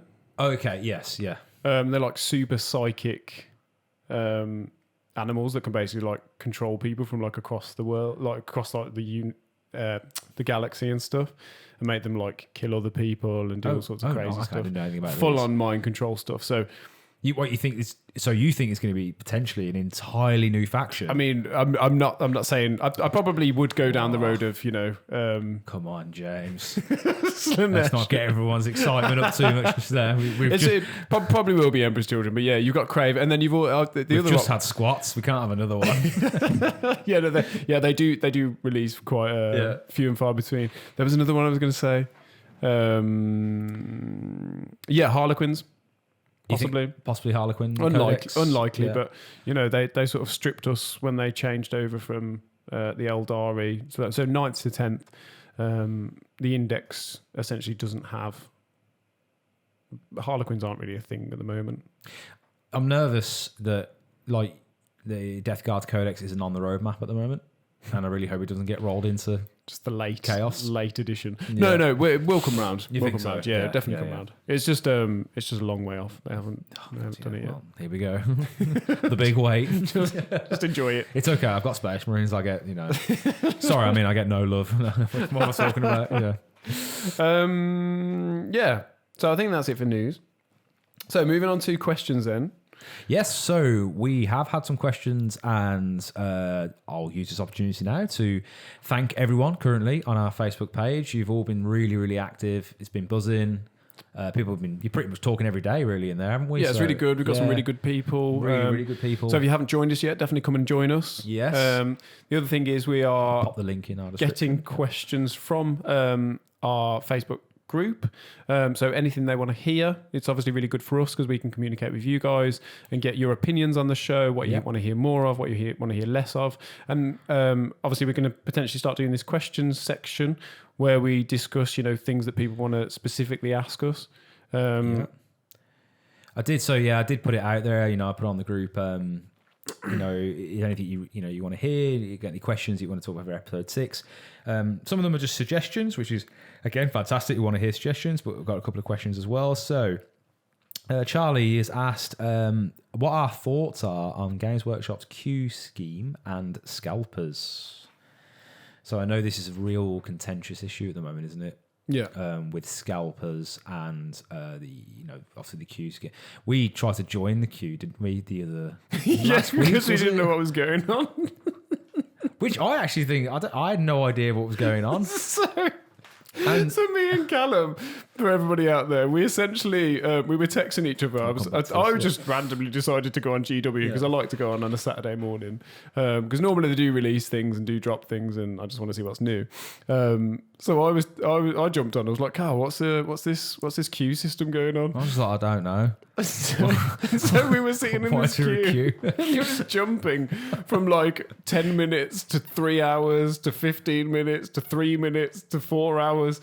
And it just went on and on. Oh my God, it was a mess. I think it started out for an hour for me. I was like, okay. I was at work, so I just left my phone to the side. I was like, okay, I'll leave that to run. They checked it was like 20 minutes. Oh, nearly there, James. Don't worry. Then it went to a minute. I was like, oh no, it's 15. No, it's 2 hours. I was like, what on earth? So this brings us in nicely into scalpers. James is having a small fit over there. Proper Nurgle's like jumped into my lungs. Jumped right into his throat. Sorry. The dog. Oh dear! Do you want to like some water? So it was for the new book. The new Siege of Terror book, which was the third and final part of very the exciting. Death and the End. Yeah. So if I've got this right, so as I said, I'm currently making my way through Horror's Heresy. I'm absolutely nowhere near the Siege of Terror at the moment, as I'm right at the start. However, this apparently is now going to be the final moments of the Emperor. I think it's actually the final fight with final fight. Sanguinius, the best Primarch, and the best Primarch in all his beautiful glory, his silver hair, angelic, glorious presence. There was a very angelic moment in the first Horror's Heresy book when he was mourning someone's death and put on some death makeup. I think he might have put a tear on his face. But I thought it was very dramatic. So it's his battle. I think. Well, it would be where they board the vengeful spirit. Yeah. So the Emperor v Horus himself, and I think it's supposed to be the ending of the entire series. However, it was scalped heavily, or at least the special edition book. Yeah, there was memorabilia as well, wasn't there? Like collector's stuff. When I finally got onto the page, you could still pre-order the normal book, but I think the special edition, which I think was £50 UK, that got scalped, and then it was on eBay. I actually posted this to the Facebook group. It was on eBay for £700. That's mad. Yeah, that was one particular instance, but mostly it was like £300-400. It's a joke. It is. I'll say this now. I was looking on the online, looking at the buzz online about it. A couple of people seem to be excusing this behaviour, and they seem to be thinking that it's just people taking advantage of. One comment was particularly annoying. They said there was there's a problem with the market. They shouldn't have such a I can't remember what it was like. They've done it to themselves by making a high demand book, so people are just filling that problem by selling. But I'm going to say this right now: if you think scalping is fine, then you've got something wrong with you. Simple as that. It's not good at all. It's not nice. It's causing major issues to people who actually enjoy the hobby. Yeah, they can't. Especially newer players or whatever, or even veteran players, we do enjoy it. It's something fun for us. And if you can't access it just because people are just taking the piss. What I do enjoy, though, is when people scalp and then they get... I've got a bit of sadistic pleasure in the fact that they make a terrible, terrible loss in terms of... They scalp everything and then they release more and then they don't make any money. Yep. It happened. I think it happened famously with PS5s. I think some scalpers ended up with hundreds of consoles and couldn't get rid of them. That's your own. I don't care. Yeah. I'm sorry, I don't care. That's it. If you lost all that money, I don't care. How do we feel about GW and scalpers? I know last year me and you attended Warhammer Fest. Yep. And we went to a Q&A, didn't we? Or it was a demonstration, wasn't it? It was like a lecture. Yeah, it was a Q&A. About the 10th edition. Then there was a Q&A and someone asked a question about what they're going to do about scalpers. I can't remember exactly what they said now, but I know they introduced a queuing system, which hasn't worked. I think there's a limited amount of orders that they can take. So you're limited to like 3 boxes of Leviathan or something at the time. And I know that they said that there's something to do with the laws, some EU laws or UK laws, where basically you can't stop people from buying stuff. Yeah, it just can't be done. You can't. Which is weird because you'd think as a salesperson you could choose who you sell to. You think that, couldn't you? But apparently you can't legally put a blockade in front of someone buying stuff. Yeah. But the unfortunate thing is just the fact that they've got access to bots. It makes it so unfair. Yeah. You know what I mean? They don't even have to be at the computer. The bot will just buy it for them. They don't know what they're buying. And yeah. So yeah, our view on scalpers. Don't like them. Not nice. Could GW do more? Probably. I've heard that a suggestion is that they just stop doing limited runs of things. Yeah. Well, I've also heard recently that they only make a limited amount of things to meet a target and then they don't really care, which is a weird business decision if that's true. Mm-hmm. So essentially, they say, well, we want to sell 10,000 units of this. We'll make 10,000 and not. That's it. And that's it. And that's the issue, because if you have a limited run, then scalpers are going to want it because it's limited. Yeah. Siege of Terror book is obviously, the special edition is obviously going to be limited. So, they're going to take limited. Yeah, of course. Another suggestion was do made to order. So you have to buy it, and doesn't even exist yet. Yeah. And then once you've bought it and finalised it, then they'll make it for you. Then that's another potential. They could explore that as well. The thing they did for Leviathan, I thought was good. They overproduced. Yeah. The Leviathan release was I thought was done very did well, right, really, really well. Because everybody who wanted one got one. I got one. I wasn't even going to buy one because I thought it'll all be gone. And I think it was like literally a day later or 2 days later. Yeah. In fact, I'll tell you this happened today. It was like 2 days later. It was still online. I thought, oh well, I'll just get it then. I ended up getting Leviathan.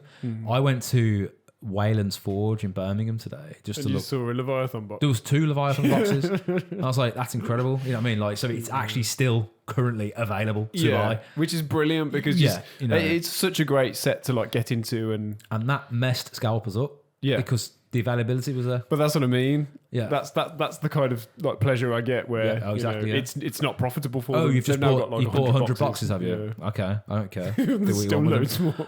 I tell you what, enjoy putting all those Space Marines together. Yeah, I'll see you on eBay in 2 years when you're selling them off for half the price. Do you know what I mean? So yeah, that's how we feel about scalpers. It's not great. GW should be. I think they. I don't know enough about the business, but I feel like they could do more. There's got to be something you can do. You know what I mean? I think, and it's just a case, I suppose, in a way to combat really would be to, just show up early, maybe get a couple of friends on. It's shit, but it's going to be one of them where you are competing with those people, and you're going to have to compete. Remember old school releases when people used to camp outside like game? Yes. When they release like a new game. Yeah. I kind of miss seeing I that. loved that, yeah. That was quite cool, that was. That was great. And you can't scalp that because you've got to turn up. So well, that's it, isn't it? So, yeah. Well, they actually made enough copies for one. Yeah, well, that helped. That always helps. Second part to Charlie's question there, he brought up Jack in the group as well, because I know you asked that question too, and you spoke about brushes.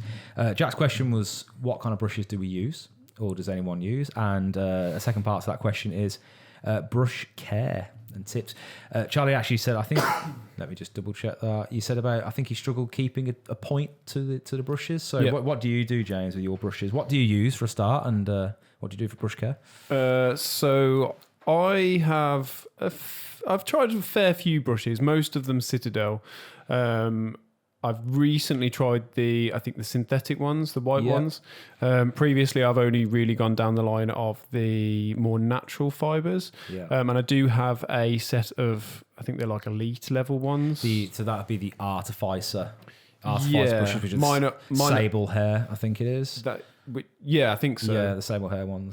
So mine are very old, so they won't be the same name, but I think they'd obviously be the same material. I actually looked at one the other day, one of the Artificer brushes. And then I've also tried a army painter brush. Okay. I'm only just dabbling with those because I didn't want to spend so much money on brushes, but I will say the Artificer ones are absolutely fantastic. I'm glad you said that. Well, no, sorry, I'm glad. I'm also not glad because now I'm going to go and spend £22 on one. So they are incredible. Yeah. But I would also say that I am terrified to use mine. I imagine you are. Yeah. For said price, which I've just said. Yeah. Because, and you really do have to look after those. So what I tend to do with them is, brush soap. Which is what you were about to say. You're probably going to say everything I'm going to say anyway, but so using, obviously using them very carefully anyway when you're using them, so never sort of like push a brush towards away from you, always sort of draw it towards you. Making sure that you're not away on camera, draw towards you, not away from you. Not don't flap it up and down against the model. Or push the bristles into the model. Anything that's going to distort that model. Don't use it like a dry brush. Don't drop it on the floor. Anything that's going to bend those bristles is probably not helpful. That brings me to something I was going to say as well. Use brushes for what they're used Purpose, for. Yeah. Get a dry brush to dry brush. Get a shade brush to use shades, because those thin shades can also they're very wet. They can get up into the ferrule, and then what I do is I keep a medium and a small brush for literally medium and small things. So like a medium, there's a medium layer brush and a small layer brush. I'll use them for like edge highlighting. Yeah. But only for that. I won't be mixing it with like shades and things. I've also heard someone say that keep one brush for metallics. Yeah, see, it is true. I've never really had much of an issue with that, but in saying that, it is sort of similar to another point, which is don't oversaturate your paint. You brush with paint, so don't put too much paint on. Don't let it go up to where it's connected to the metal part. Yeah, so that's called the ferrule. Don't let it go into the ferrule. And or regularly wash it, especially your smaller brushes, because obviously there's less paint on them. If it starts drying on the end, that's when you're going to get issues. And that's not washing it after you've used it. That's washing it while you're using it. Yeah. So paint with it. And then after after a couple of minutes, it's going to start drying. Just wash it out, reapply paint onto it. Don't keep loading paint onto it, because like you said, it will dry to the bristles and it just ruins them in the end. There's also things I've heard. So when you're washing them at the end, so you use your soap brush, you then essentially wash it and then rinse it. And then I tend to personally re-add the soap onto that and then, kind of twist it so the end is like pointed and leave it like that. What I was going to say. Kind of like the old punk hairstyles, you use like boot soap or whatever it is and, get your spikes on the end. Yeah. I have also heard that you can use an iron.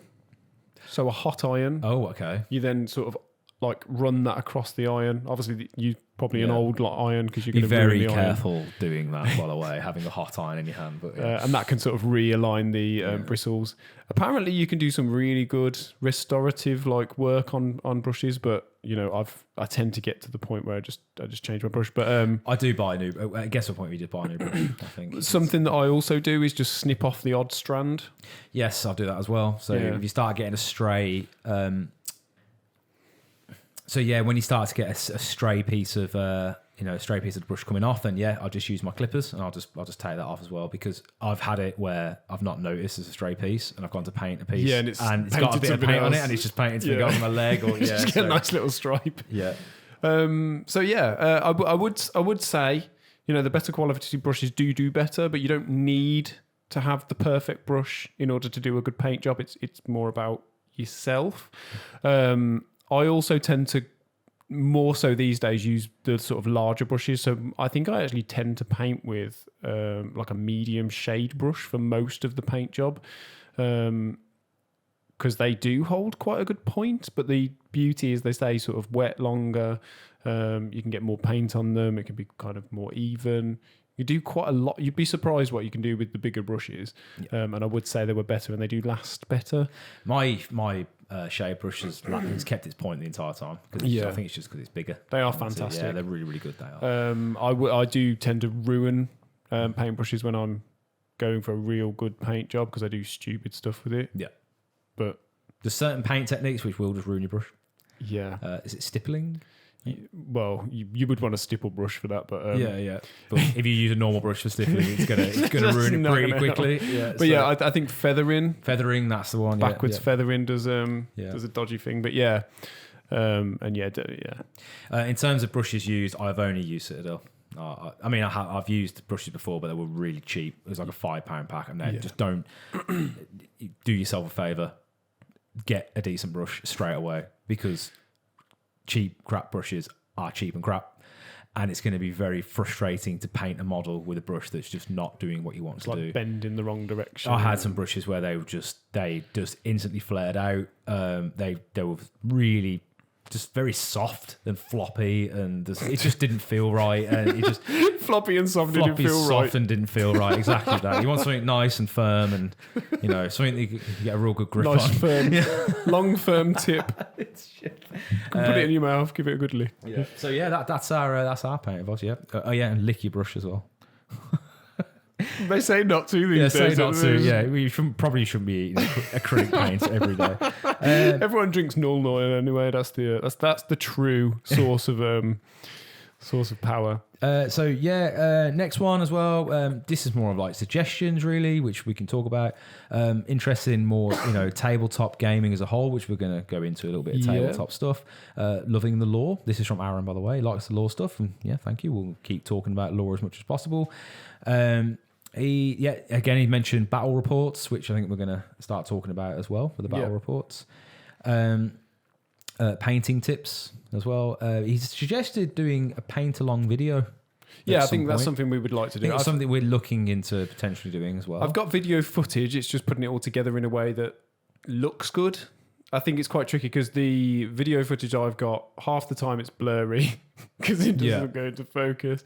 And then you find that you miss an entire step, which is not helpful. Or they're like 3 hours long, which is also not easy to watch. So bear with us. We are working on it. We're still very much in our infancy. We've still got things we're going to figure out and things that we're trying with. We're getting there now, but of course, So thank you for that, Aaron. Thank you for the suggestions. Travis. Sorry. Hello, Travis. Does anyone know any good Drukhari books?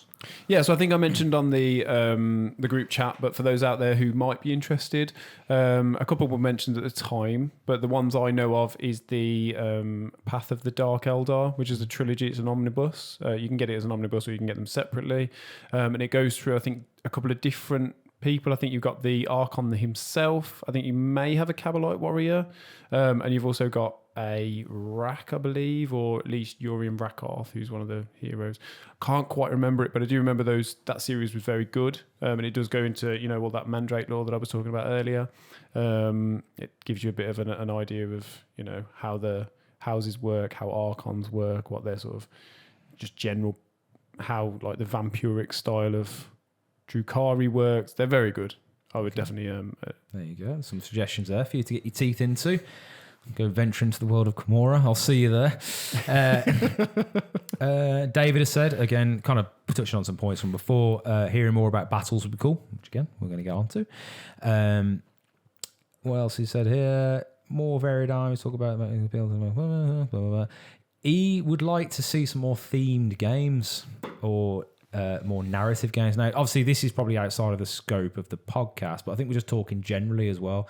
How do you feel about themed or narrative style games? So it's probably games that are moving away from like the point system, moving away from the strict firm rules of the rule book, but doing things that just basically make sense in like the lore. So I mean, I love it. I love the lore anyway, and it, as we were discussing earlier, there's always something that you can grasp onto when you're playing games, and having something that's a little bit different.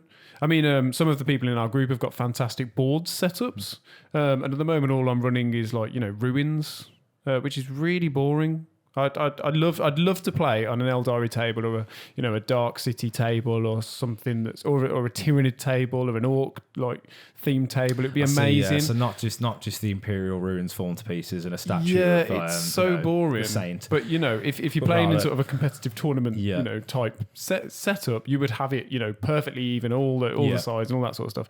And when you move away from that, you can start doing these more interesting things. Or I mean, Crusade is a good example. I love Crusade for the fact that Crusade is very good. Yeah, you're building up a character or a set of units, or something is happening, and you can build that narrative around it. So you actually have like this attachment to this army, and it's great. Yeah. What about you? I mean, I play the game for narrative anyway. I'm not really a competitive player. It's not something that's massively interested me. I do want to go to competition one day, and literally just for the experience. But narrative for me is amazing. I was talking to you about this earlier, but I know that on Warhammer Plus, their battle reports, they're not the best. I think there's much better battle reports out there if you're looking for real pure competitive tactics. But I know they did the In the Garden of Ajax battle, which came from one of the book series. It was the Death Guard versus the Ultramarines. Yeah, Death Guard versus Ultramarines is when Mortarion attacked the garden world of Ajax. Yeah. They didn't particularly follow the rules of the core rulebook exactly, but the Ultramarines were fortified heavily, and there was 2,000 points of them. But the other player got 3,000 points of Death Guard and Demons. Yeah, but they couldn't bring them on all at the same time. I think they brought 1,000 points on every round. Yeah. So it was like a wave. Basically, it was wave defense. And the mission, they had no mission rule. There was only one mission rule, and that was to kill Rabute Guilliman. Yeah. That was the only rule, which kind of there was an ending to the battle where there was a great Mortarion versus Guilliman thing that happened, and then he got resurrected as per the law, and so yeah, like I really enjoy things like that, and I enjoy narrative settings, I love themes like that. So yeah, maybe one day we'll do a little theme game. I think that'd be really cool. I mean, we could maybe run some sort of campaign or something like that. And the last thing that's been said, before I mentioned that though, there was more stuff said, and it was about some conspiracy theories around around what people thought the Tyranids are.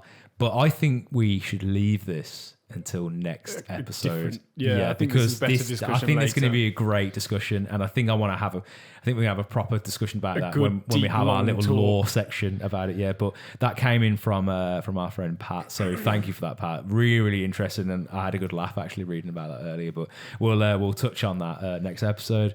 But yeah, the last thing that was said by our good friend Matt, who's also on the group as well. He said about expanding the podcast into having guests on, and I know that's something we're going to do. Yeah, we will do it. Yeah, we've discussed doing it. I think for quite a while now. It's just a case of working out how exactly to do that.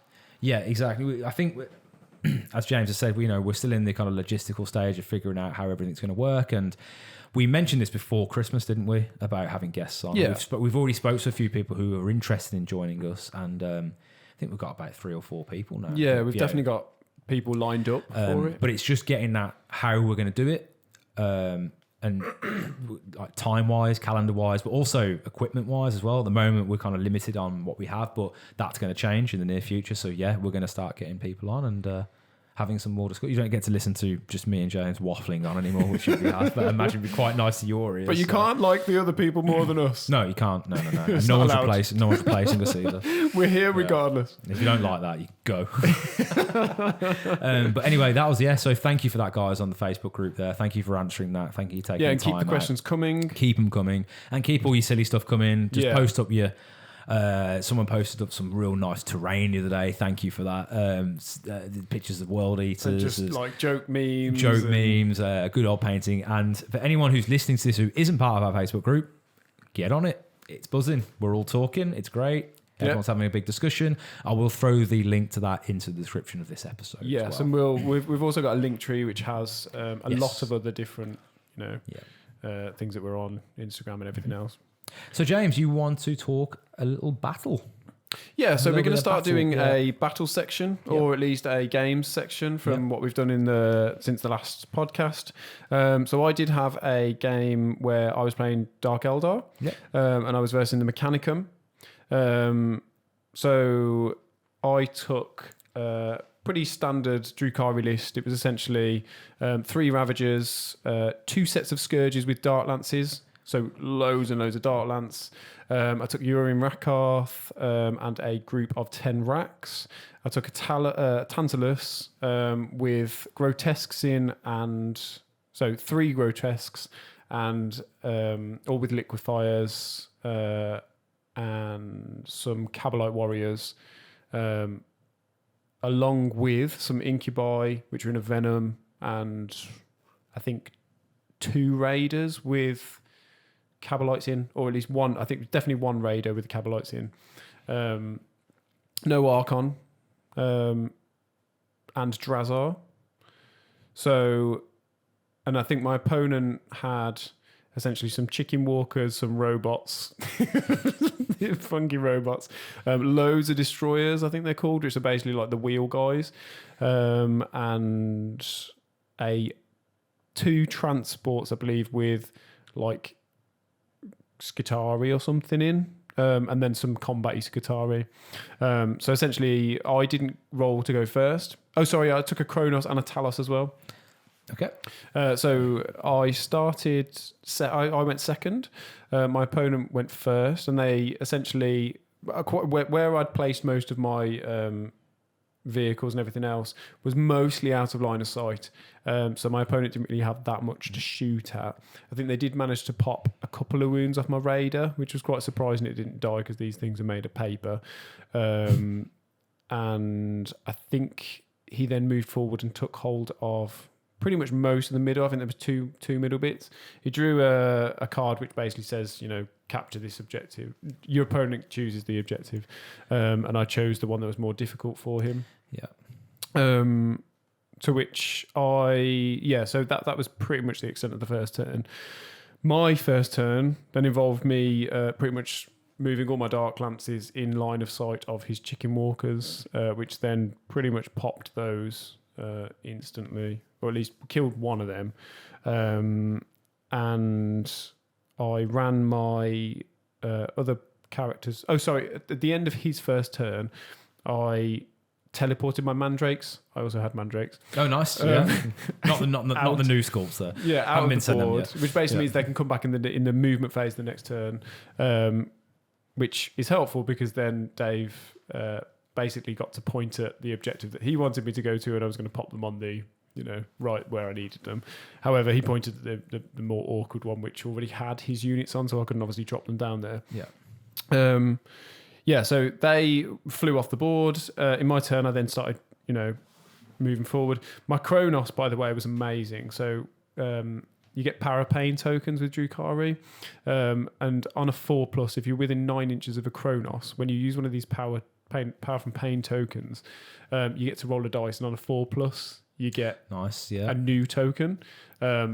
And I think for the first turn, I don't think I failed one. So I must have used like 10 Power of Pain tokens in one turn, considering I only started with like 4 or something.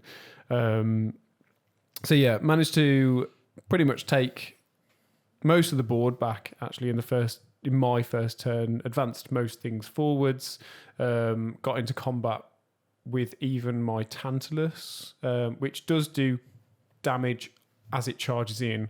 However, we didn't manage to do that because we're trying to be more competitive. So we were trying to work it to 20-minute rounds. So we were rushing quite a lot, and I found it quite tricky. When you say you work into 20-minute rounds, did you have an active timer? We had an active timer. So you had that constantly flowing in the background. Yeah, as well. which made it quite stressful. Yeah. But it's definitely doable because we've looked into it a little bit more, and I think you can do, like 12-minute type turns if you're fast, or 15-minute turns. So, 20 minutes should be easily done. Yeah. I've heard another suggestion about time. I'll bring that up later on. Yeah, so we were rushing, so we missed a little bit of that. But essentially, my first turn, I got most of the enemy's stuff tied up, blew up a couple of vehicles, and got my main points and some secondaries. So the following mech turn 2, Belisarius Crawl ran forwards, to which I overwatched him with one of my Ravagers. Okay, I think I remember you telling me about this that happened. Yeah. Instantly rolled 2 6s with Dark Lances, wounded with both of them, and proceeded to kill Belisarius Crawl. Oh, no, what a painful end for Dave that must have been. That was probably improbable, but it felt good for me. Probably not good for Dave. Earlier in the episode, you remember us talking about not getting salty and angry at games. That's going to be something that's probably quite tough to get over, I think, And one thing I would say for this match specifically, I think most of Dave's army wasn't in a place that could, really bear down. His heavy hitters weren't really in the best positions. Predominantly the destroyer units were kind of tucked in the back corner. There was a massive load of them, so I don't know how much they were points wise, but I could imagine it was probably looking about like 500, 600 points. But they just didn't do anything. Too far away, sat too far back into the map. Yeah, and the only thing that I had over that side of the map was one raider, which he did pop in this turn. Using just what you said then as a bit of a learning point, a bit of a talking point as well for newer players. It can be really tempting to want to sit your units back, like out of range of your opponent. However, it means you are also out of range of doing anything yourself, and you could end up spending a turn or two just trying to get them to move forward into combat. And as James just said, I don't know what Dave's plan was. You may have had a much different plan there, but if you're going to hide something, remember how many points you've hidden, and if it is most of your force that aren't doing anything, it really puts you on the back foot. So just using that as a bit of a talking and learning point. I mean, it wasn't necessarily a bad place to put them to begin with, but you've got to remember that Drukhari are very, very quick. Yeah. So if you start over one side, I'm just going to move my whole army over the other side. Oh yeah, I mean that's not saying like don't hide stuff that you don't want dying. Obviously you have to do that, but just be very mindful of just. Don't think about just protecting them as well, but also think about how am I going to get them out there? What are they going to do? And then also what you said as well. Look at your opponent's army. How quick are they? Yeah. Are they putting can this they over make here? it to you? Yeah. Think about the game from more of in a holistic sense, not just trying to protect something, but rather what am I going to do? Am I protected? What's he going to do? And is he protected?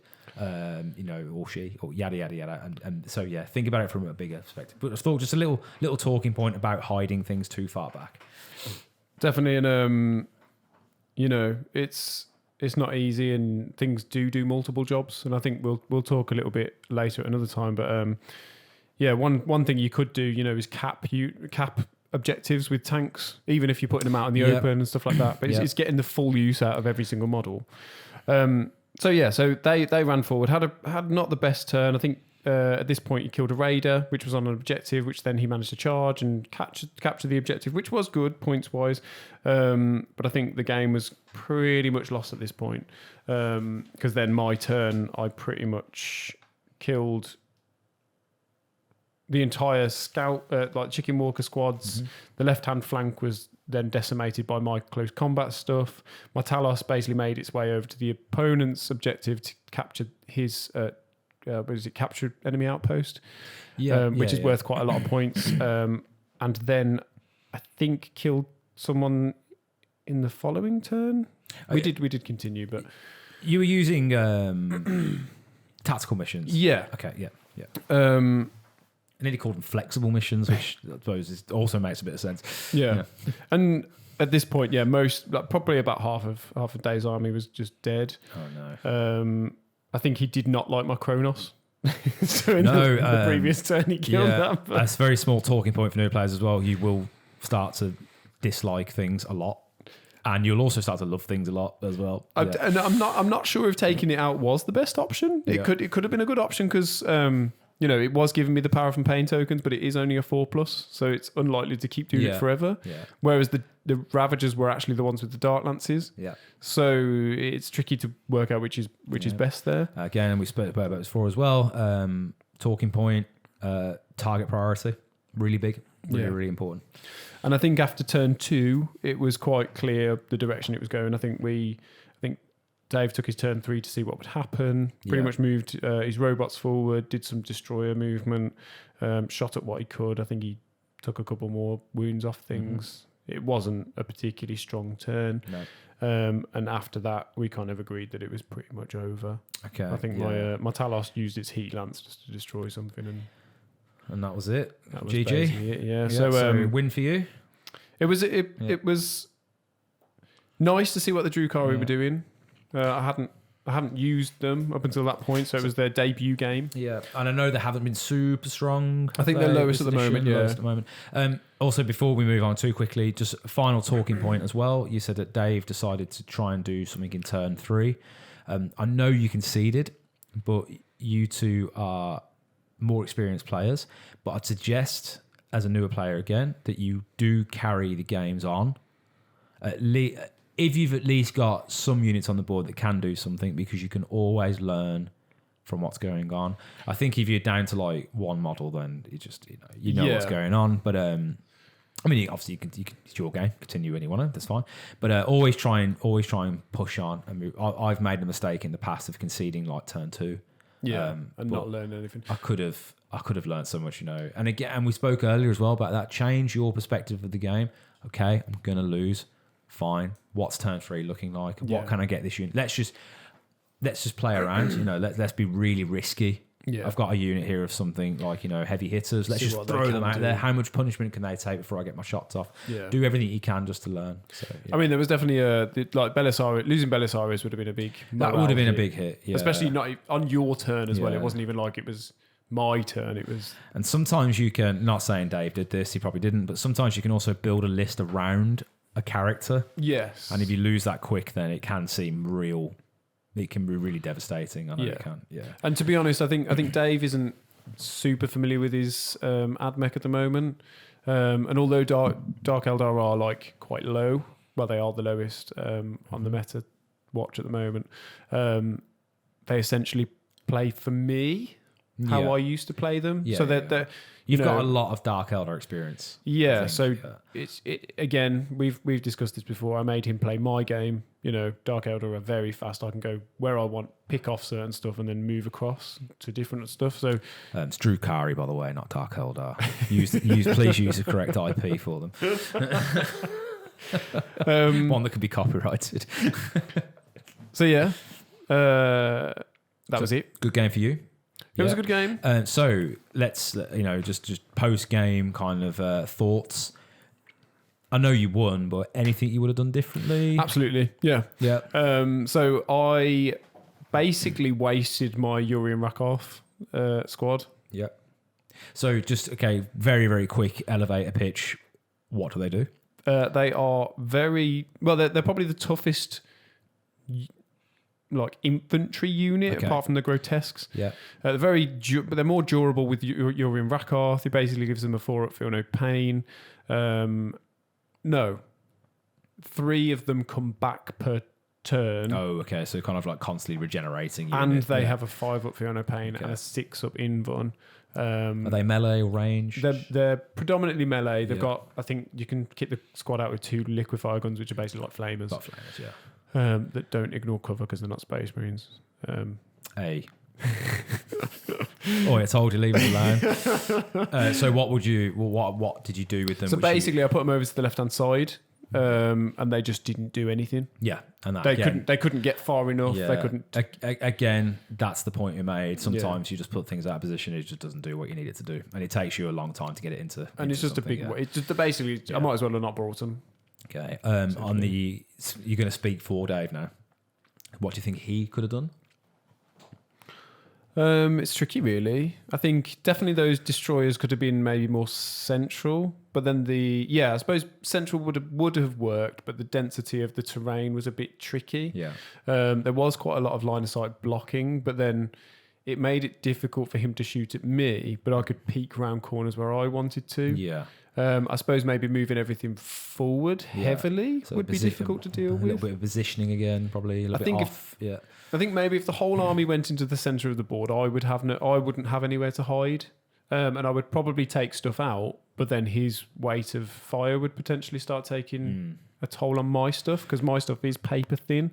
Yeah. And maybe hitting my scourges because my scourges are 1 wound infantry units with dart lances. You start killing them, you're taking a dart lance off every turn. Whereas he was hitting my raiders. So dart lances, they're quite a strong weapon. It's essentially like a las cannon. Okay, yeah. So kind of like hard hitting, low shot, anti-vehicle. Yeah. Really hard hitting. But if you kill one of them, that's a guy with a las cannon gone. Yeah. every single one. So yeah, again, positioning, target priority, really important. Yeah, for Dave. And don't move Belisarius Call. What are you doing? So that's for just never move. Yeah. Talking point again. I'm gonna talk point for newer players. Overwatch is a thing. It can be quite devastating. I think it gets overlooked a little bit. You were quite lucky there. Oh yeah, no, I was. Let's not make any. I think actually Dave possibly could have used a reroll for his armor save. It would have been a 50-50. Yeah. I think it was a 4-up invuln, so it could have saved him. Yeah. But if you're playing against someone who especially has flamers, where hits are guaranteed, just be aware that can happen when you're moving people nearby. I'd say always, like I said, I think Overwatch gets overlooked a little bit. Maybe at my level, maybe more so. I imagine competitive people know about it, but because you are hitting on sixes, but they're still hits, and you still can be hit.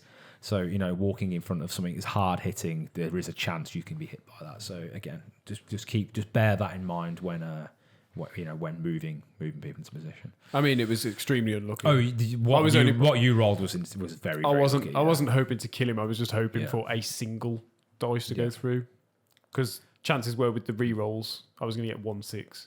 Yeah, and then I was hoping for a wound and damage. And I imagine in the same role, really worked out for you. I just really wanted to shoot him, and it killed him. So that was your little battle report. Great battle. Anything else you want to say on that before we? No, I think we'll work out a format for this and make it hopefully a little bit more succinct, or maybe more detailed if you want that. But yeah, everybody on the Facebook group, if you can just let us know what you think. Anything about that? Yeah. So I think you were saying that your idea is that we're going to do a little battle report at the towards the end of the episode, and it's going to be there for you every time to listen to, and it's going to be a lot more detail. We're going to talk, like you said, more succinct and more detail in there about that. Yeah. We need to learn our secondaries, the names of our secondaries as well. Definitely, I think that will start coming in. Yeah, that will start coming in as we start playing more as well. Secondaries, really, really good. Yes. They win games. I've said this before. Secondaries win games. Primaries are there for you to just... I think primaries are there for you to have a goal, like an overarching goal the entire game. But secondaries are so good. They're so important. And if you get a lot of those, you can score some points. I think if you have a strong primary game, though, if you have board domination early, it's really hard to pull that back. Don't ignore primaries at all. They're there. But secondaries, they're these like... You can score on the first round with secondaries. That's big. That's really big. If you draw lucky, so you can start getting early. You can start getting early leads, early points. Then you can start moving into your primaries. But yeah, secondaries are so good, and we'll So yeah, that's it. Any more points you want to make in today's episode?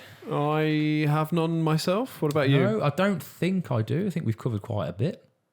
I'm just really pleased that everybody, the podcast is growing, and it is. We're getting a lot more feedback, and people engage with us, and it's just great seeing it grow. And I love our audience. Yeah, I do as well.